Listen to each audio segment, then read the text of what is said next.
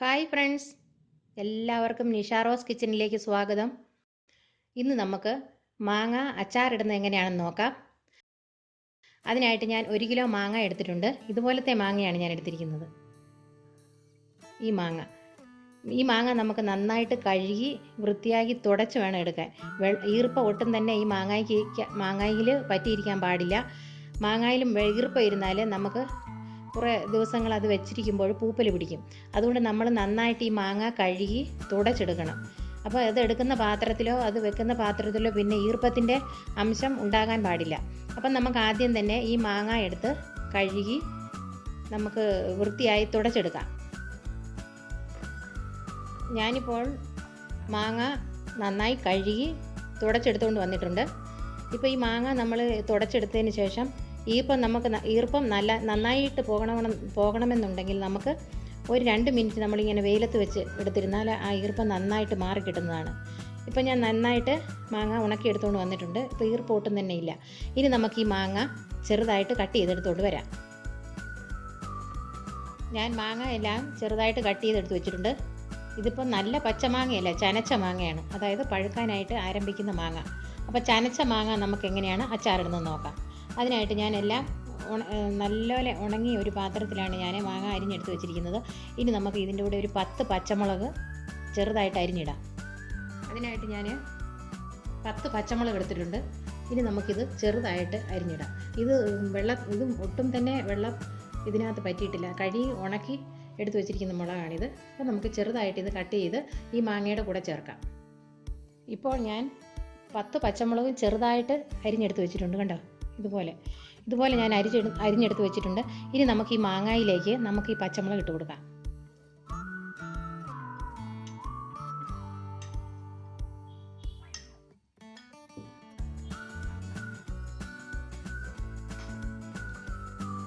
ഇനി നമുക്ക് ഇതിനാവശ്യമായ ഉപ്പ് നമുക്കിട്ട് കൊടുക്കാം.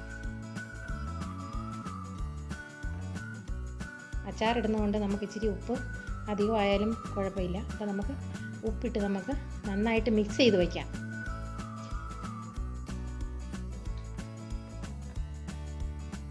ഇപ്പോൾ നന്നായിട്ട് ഈ മാങ്ങ മിക്സ് ചെയ്തിട്ടുണ്ട്. ഇനി നമുക്ക് ഈ മാങ്ങ ഒരു 6 മണിക്കൂർ കഴിഞ്ഞതിന് ശേഷവും നമുക്കിത് അച്ചാറിടാവുന്നതാണ്. ഒരു ദിവസത്തേക്ക് മാറ്റി വയ്ക്കുന്നത് കുറച്ചുകൂടെ കൂടുതൽ നന്നായിരിക്കും. അപ്പം നമുക്ക് ഇത് റെസ്റ്റ് ചെയ്യാനായിട്ട് നമുക്ക് ഒരു ദിവസത്തേന് മാറ്റി വയ്ക്കാം. മാങ്ങ നമ്മൾ അരിഞ്ഞു വെച്ചിട്ട് ഒരു ദിവസം കഴിഞ്ഞിട്ടുണ്ട്.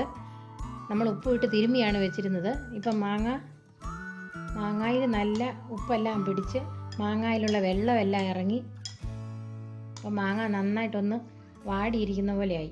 ഇനി നമുക്കിത് അച്ചാറിടാം. ഇനി നമുക്ക് അച്ചാറിന് വേണ്ട ചേരുവ എന്തെല്ലാമാണെന്ന് നോക്കാം. ഞാൻ അതിനായിട്ട് 10 വെളുത്തുള്ളി അല്ലി ചെറുതായിട്ട് അരിഞ്ഞു വെച്ചിട്ടുണ്ട്. ഒരു വലിയ കഷ്ണം ഇഞ്ചി ചെറുതായിട്ട് അരിഞ്ഞു വെച്ചിട്ടുണ്ട്. ഈ സ്പൂണിന് 3.5 സ്പൂൺ മുളക് പൊടി എടുത്ത് വെച്ചിട്ടുണ്ട്. 1 സ്പൂൺ കടുക് പൊടിച്ച് വെച്ചിട്ടുണ്ട്. നമ്മൾ ഈ കടുക് പൊടിക്കുമ്പോൾ ഒത്തിരി അരഞ്ഞു പോകരുത്, ചെറുതായിട്ടൊന്ന് പൊട്ടിച്ചെടുത്താൽ മതി. പിന്നെ കായം എടുത്ത് വെച്ചിട്ടുണ്ട്. ഈ സ്പൂണിന് 1 സ്പൂൺ കായം എടുത്ത് വെച്ചിട്ടുണ്ട്. ഈ സ്പൂണിന് 1/2 സ്പൂൺ ഉലുവാപ്പൊടി എടുത്ത് വെച്ചിട്ടുണ്ട്. പിന്നെ നമുക്ക് ഡ്രൈ ആയ കറിവേപ്പില, പിന്നെ വിനാഗിരി വേണം.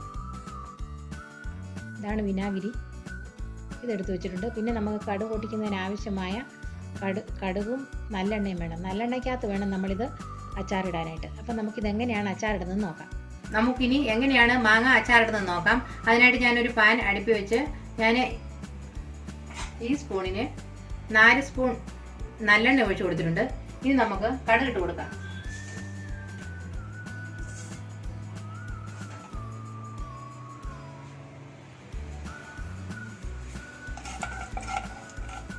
ഇട്ടിട്ടുണ്ട്. ഇനി നമുക്ക് ഇതിനകത്തേക്ക് കറിവേപ്പില ഇട്ട് കൊടുക്കാം. ഇനി നമുക്ക് ഇഞ്ചി വെളുത്തുള്ളി ഇട്ട് കൊടുക്കാം.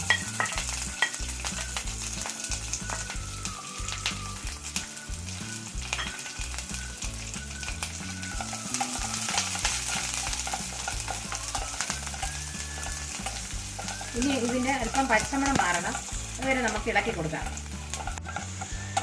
ഉള്ളിയും ഇഞ്ചിയും അല്പം നല്ല വഴന്നു വന്നിട്ടുണ്ട്. ഇനി നമുക്കിത് തീ കുറച്ച് വെച്ചതിന് ശേഷം മുളക് പൊടി ഇട്ട് കൊടുക്കാം.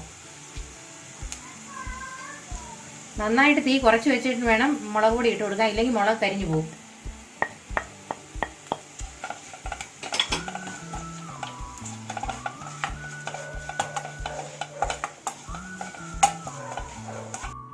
ഇപ്പോൾ ഞാൻ മുളക് പൊടി ഇട്ട് കൊടുത്തിട്ടുണ്ട്. ഇനി നമുക്കൊരു അല്പം മഞ്ഞൾപ്പൊടിയും കൂടി ഇട്ട് കൊടുക്കാം.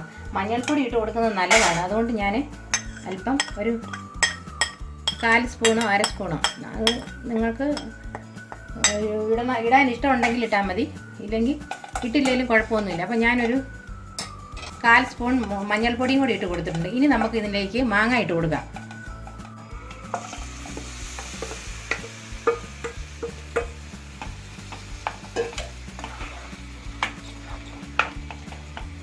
മാങ്ങായിലുള്ള വെള്ളമാണിത്. നമ്മൾ ഒരു ദിവസം നമ്മൾ ഉപ്പിട്ട് വെച്ചപ്പോൾ അതിൽ നിന്ന് ഊർന്നിറങ്ങിയ വെള്ളമാണിത്. അപ്പോൾ ഈ വെള്ളത്തിൽ കിടന്ന് തന്നെ ഇതൊന്ന് റെഡിയായി വരട്ടെ. നമുക്ക് ഇളക്കി കൊടുക്കാം.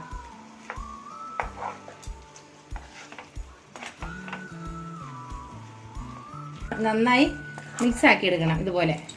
അപ്പം നന്നായിട്ട് മിക്സ് ആയിട്ടുണ്ട്. ഇനി നമുക്ക് ഇതിനകത്തേക്ക് കായപ്പൊടിയും ഉലുവാപ്പൊടിയും ഇട്ട് കൊടുക്കാം. കായപ്പൊടി, ഇത് ഉലുവാപ്പൊടി.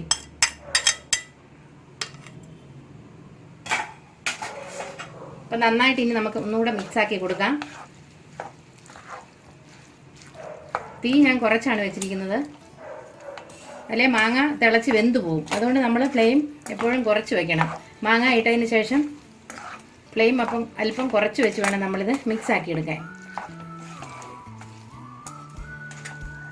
അപ്പോൾ ഏകദേശം മാങ്ങാച്ചാർ റെഡിയായി കഴിഞ്ഞു. ഇനി നമുക്ക് ഇതിനകത്തേക്ക് വിനാഗിരി ഒഴിച്ച് കൊടുക്കാം. ഞാൻ ഈ കപ്പിൽ 1 കപ്പ് വിനാഗിരിയാണ് എടുത്തിരിക്കുന്നത്. ഇനി നമുക്ക് ഇതിനകത്തേക്ക് ഈ വിനാഗിരി ഒഴിച്ച് കൊടുക്കാം.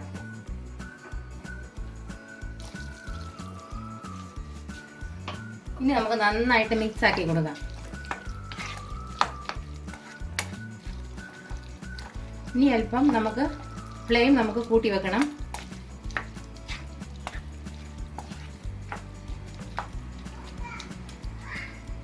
ഇനി നമുക്ക് ഇതിനകത്തേക്ക് പൊടിച്ചു വെച്ചിരിക്കുന്ന കടുകും കൂടെ ഇട്ട് കൊടുക്കാം.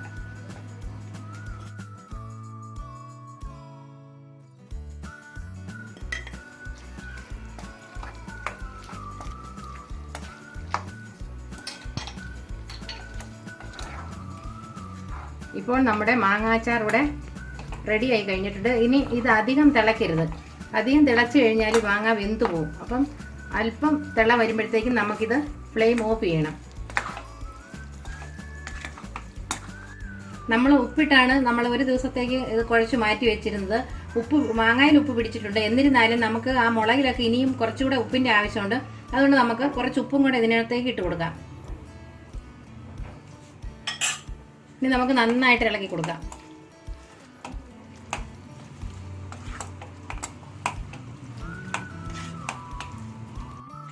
ഇപ്പം അല്പം തിള വരുമ്പോൾ ഉടൻ തന്നെ നമ്മൾ ഫ്ലെയിം ഓഫ് ചെയ്യണം. ഇപ്പം മാങ്ങാച്ചാർ റെഡി ആയിട്ടുണ്ട്. ഇനി നമുക്ക് സ്റ്റൗ ഓഫ് ചെയ്യാം. നമുക്ക് മാങ്ങാച്ചാർ തണുക്കുന്നതിനായിട്ട് മാറ്റി വയ്ക്കാം. ഇത് തണുത്തതിന് ശേഷം നമുക്ക് ചെറിയ ഭരണികളിലായിട്ട് നമുക്ക് അടച്ച് സൂക്ഷിക്കാം. ഇതൊരു 3 മാസം വരെ നമുക്ക് ഇതിൽ ഒട്ടും തന്നെ ഈർപ്പമില്ലാത്തതുകൊണ്ട് 3 മാസം വരെ നമുക്കിത് കഴിക്കാവുന്നതാണ്. ഇപ്പോൾ അച്ചാർ നന്നായിട്ട് തണുത്തിരിക്കുന്നു. ഇനി നമുക്കിത് ഒരു ഭരണിയിൽ അടച്ച് സൂക്ഷിക്കണം. അതിനായിട്ട് ഞാനൊരു ഭരണി കഴുകിയെടുത്ത് ഉണക്കിയെടുത്തിട്ടുണ്ട്. അതായത് ഉള്ളിൽ അല്പം പോലും ജലാംശം കാണരുത്. അങ്ങനെയുള്ള ഭരണികളിൽ വേണം നമുക്ക് അച്ചാറിട്ട് വെക്കാനായിട്ട്. അപ്പോൾ ഞാൻ അതുപോലെ ഒരു ഭരണി ഞാൻ എടുത്ത് വെച്ചിട്ടുണ്ട്. ഇനി നമുക്ക് ഈ ഭരണിയിലേക്ക് നമുക്കിത് എടുത്ത് വയ്ക്കാം, കോരിയിട്ട് വയ്ക്കാം.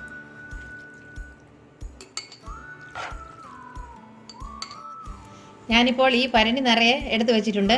ഇത് നമുക്ക് 3 മാസം വരെ ഇങ്ങനെ നമുക്ക് ഭരണിയിൽ സൂക്ഷിക്കാം. പക്ഷേ നമ്മൾ മാങ്ങാച്ചാർ നമ്മൾ ഇട്ട് കഴിഞ്ഞാൽ ഉടനെ തന്നെ നമ്മൾ കൂട്ടാനേ നമ്മൾ നോക്കുകയുള്ളൂ. പിന്നെ ഒരാഴ്ചയെങ്കിലും ഇത് മാറ്റി വെച്ചതിന് ശേഷം നമുക്കത് യൂസ് ചെയ്താൽ നമുക്ക് നല്ല ടേസ്റ്റ് ആയിരിക്കും. അപ്പം മാങ്ങാച്ചാർ പൊതുവേ അച്ചാറിൻ്റെ ടേസ്റ്റും അതുപോലെ തന്നെ ഇത് കാണുമ്പം തന്നെ നമുക്ക് അച്ചാർ കൂട്ടി തുടങ്ങും. എന്നാലും നമ്മളിത് വെള്ളം തൊടാതെ മാറ്റി വെച്ചേക്കണം ഒരാഴ്ചത്തേക്ക്. അത് കഴിഞ്ഞ് നമുക്ക് യൂസ് ചെയ്യാം. അപ്പോൾ അത്ര ടേസ്റ്റി ആയിട്ടുള്ള മാങ്ങാച്ചാർ ഇപ്പോൾ ഇവിടെ റെഡി ആയി കഴിഞ്ഞിട്ടുണ്ട്.